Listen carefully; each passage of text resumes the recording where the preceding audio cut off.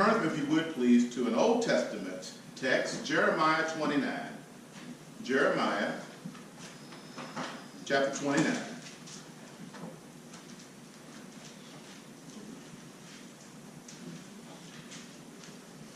Jeremiah chapter 29. And we're going to focus mainly on verses 11 through 13, but I want to set the stage for you.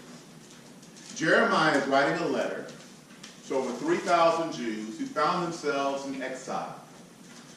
Now, exile is not a fun place to be. Exile is to be someplace with no provisions, no hope, no opportunity. It's kind of like all the things that we all say we want, right? We all want hope. We all want opportunity. We all want provisions. But these folks found themselves with none of these things. They also could not go to church. For them, it was to go to the temple. They were removed from Jerusalem. They were removed from everything that was who they were, with no hope of getting out of it. And they wanted help. And Jeremiah wrote them a letter to give them promise. But here's what was interesting. But he did not give them immediate relief. I don't know about you, but when someone is going to give me hope, what I really want that to transfer into is immediate relief. If you're going to give me hope, tell me you're fixing it. Not that it's going to be fixed.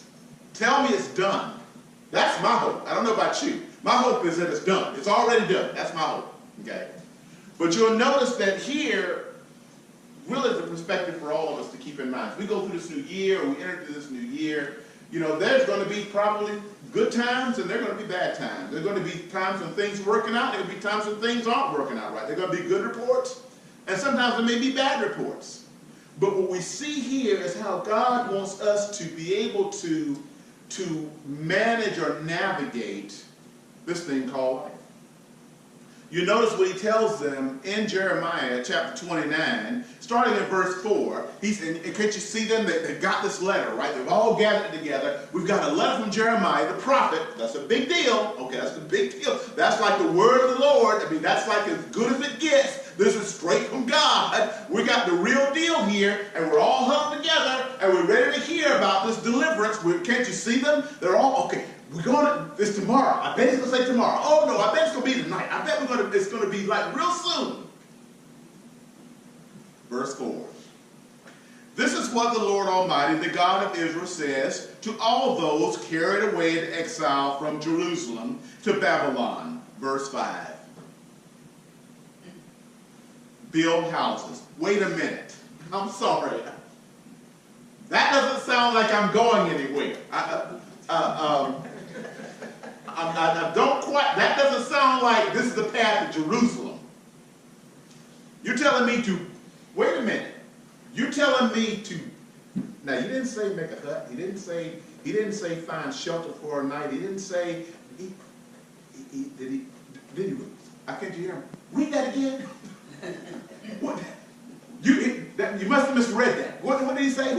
He's build houses. Listen, settle down. Wait, plant. I don't know about you, but building and planting, that doesn't sound like something that's going to be short term. What I like about this is he told them what to do, not where they were. He didn't say, you're going to stay here for a while. He didn't say, you're not going to leave. He told them what to do. Don't miss that. You see, our problem is we so often focus upon where we are. We focus upon that which is not, instead of that which is. He tells them here, not where they are, but what he wants them to do. Because, you see, we have to keep ourselves occupied until he returns, you know. And so he says, I want you to build and plant. In other words, I want you to get focused. I want you to get focused upon that which you can do instead of getting so overwhelmed with what you can't. You can't leave. can't leave right now. But what you can do is you can occupy. You can build. You can plant. He goes on to say, plant gardens and eat what they produce. Marry and have sons and daughters. Find wives for your sons and give your daughters in marriage so that they too may. This is kind of, I'm sorry you all, but if you look at this, it's like, okay, not only am I going to have children, but you're telling me my children are going to have children. That's called a long time. I'm sorry. That's, oh my gosh. Increase in number there. Do not decrease. In other words, you aren't leaving right now. You see, sometimes in life, you get the message. It's not changing right now. This circumstance that you're in, I know it. But you're going to be there for a while. But while you're in this state, I want you to live. While you're in this circumstance, I want you to prosper. While you're in a situation you cannot control, I want you to remember that I am. And I want you to maintain establishment. He goes on to tell them, also, by the way, this circumstance you're in, I want you to seek the peace and prosperity of the situation. You see, we hear about people having estrangements in their families, and we hear about circumstances where things aren't quite working right. We hear about things where children are wayward. We know about situations where we get bad reports, and we understand what it means to find ourselves with some situation that's outside of our control. And we understand what it means to see something instead of getting better, it's getting far, far worse. What are we to do? Is that not the question we all would ask? He says here, what I want you to do, I want you to seek peace and prosperity. I want you to look for the best. I want you to be able to do as I wrote down on my Facebook page this week. I want you to learn what it means to be able to live, to laugh, and to love. Right where you are. I want you to not be so preoccupied about the things that you can't control, and I want you to be in control of what I've given you that you can be yourself. That you will choose to live and not die. That you will choose to laugh and not cry. And you will choose to be able to move forward in such a way that you will love, hear me, even those whom will be called your enemy. Because you understand something. God's in control.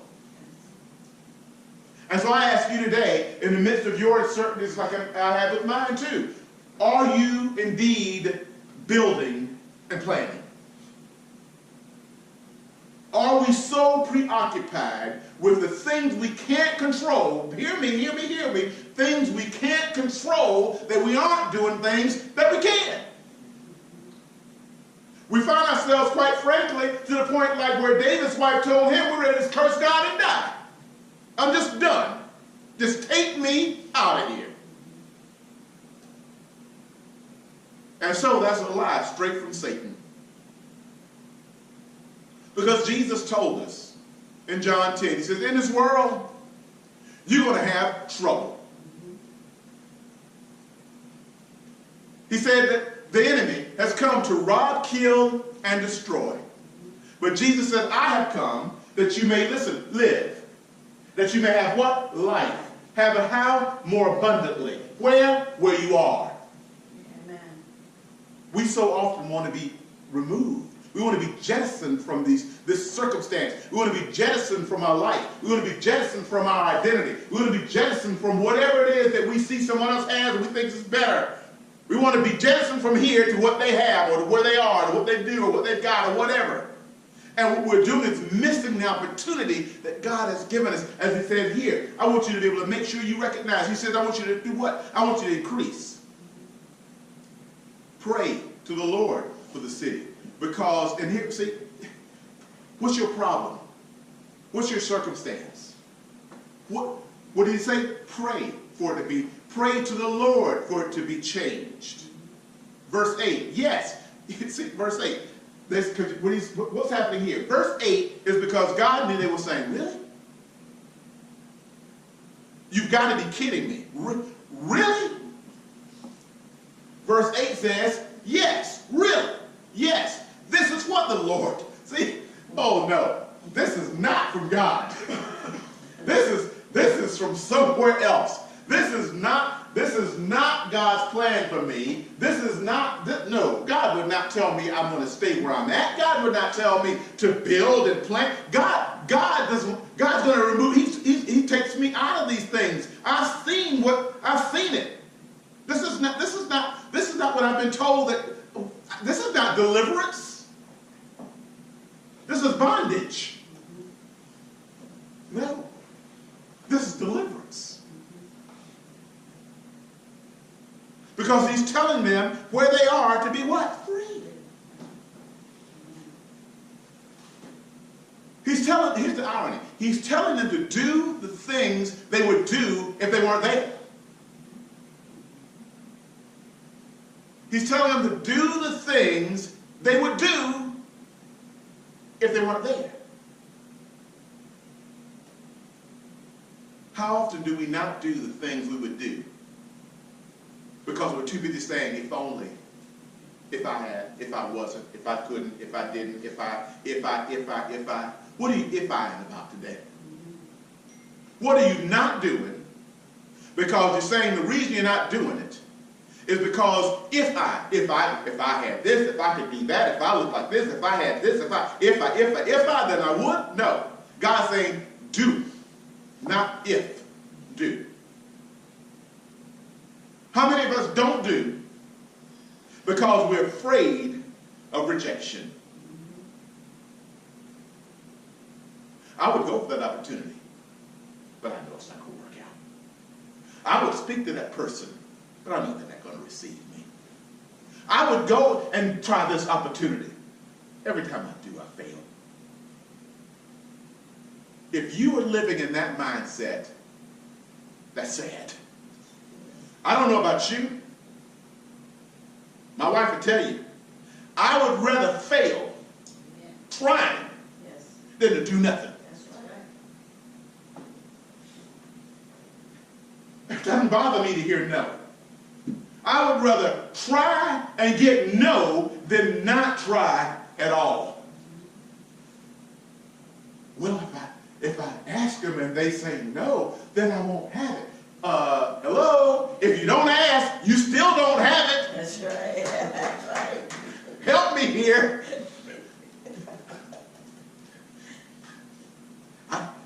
You're better off to ask and get rejected than not ask at all and still not have it. Guess what? You might luck up this time.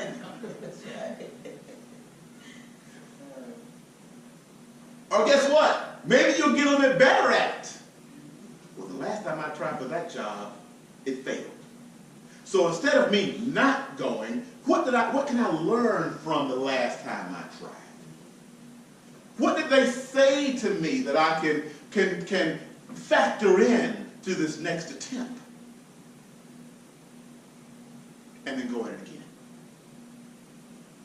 The lights in this room were the results of an inventor who they say failed, hear me, failed thousands of times. Failed thousands of times, and right now here we are with lights. Why? Because he learned from his mistakes, and he made adjustments, and he tried it again. He's saying here to them, instead of saying, if I weren't in Babylon, if I weren't in exile, I want you to move forward where you are because I have got something for you. Listen to what he says. This is what the Lord says when 70 years are complete. He gives them a time. I will come to you, and I will fulfill my gracious promise to you, and I'll bring you back. You're going to get out. I've got a plan for you. I know what you really want. But I've got a purpose in what I'm doing. I'm going to build you up. I'm going to give you a testimony of where you are so that when you get back to where you want to be, you'll be able to say, here's what I've learned where I was that will keep me from going back in that situation again. You must understand, they were taken to exile because of the rebellion. It wasn't like they were guilty. They were guilty of being in idolatry. They were guilty of turning their hearts away from God. They were guilty of saying they loved God, but yet doing everything that was heathen and things that were not pleasing in God's sight. And we don't like this, but they now found themselves in the result of consequences because of their actions. They were in exile because they acted like they didn't know God. So guess where they were now? Someplace where God was not, as far as they were concerned. They were removed the temple. But God showed in his love that even there, they were not alone. There's so much principle here for us to understand. When we find ourselves doing what God would not want, do not give up when you find yourself chastised, punished. We don't like to hear about punishment. We don't like to hear about consequences. But even in consequences, God is there. And his desire is to build you up so that when you come out, you won't go back again. And that's what he was doing here with the folks that were found in this situation. And he says, verse 11, for I know the plans I have for you. God says, I know what I'm doing. And you know what, everybody in the sound of my voice? God knows the plans he has for you. There's not a soul in this room right now. God does not know everything about you. If you're yet to be married, he knows who your wife's going to be or your husband. Already. You realize that person's already alive? It's like they don't have to be created there. It's not like poof. Someplace right now, your husband or wife is out there in this world.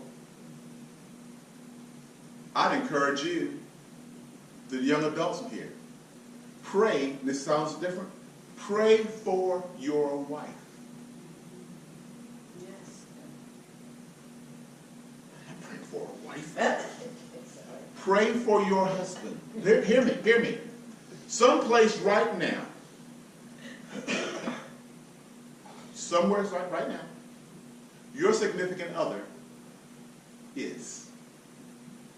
Right now. Pray for them. Pray that it's well with them. Pray that they're safe and protected and loved. Pray that things are good for them. Pray that your eyes will be open. That when the opportunity comes, you won't miss them because you're afraid to ask.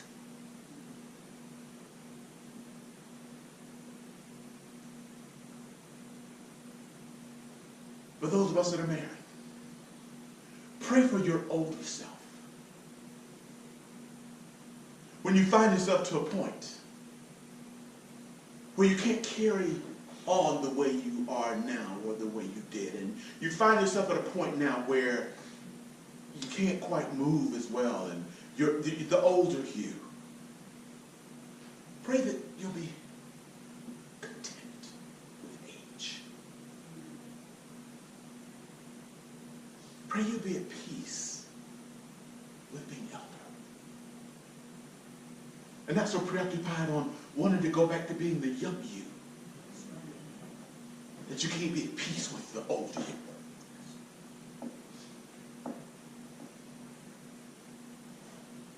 If you're young, don't rush your life away. Be at peace in your youth and embrace it because it's fleeting. Make the most of every opportunity. Don't waste it doing nothing. Live, laugh, and love. Because in a twinkling of an eye, you'll look and say, if only I had. If only I could. Embrace your youth. Look forward to your future. And when you get there, be there with no regrets.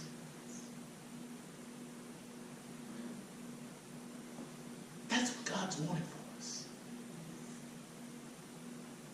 Don't be afraid to make mistakes.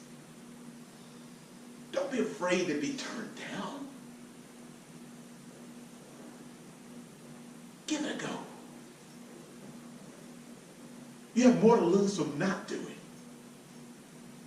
than you ever will from doing and perceiving than I have. Trust God. Live your life.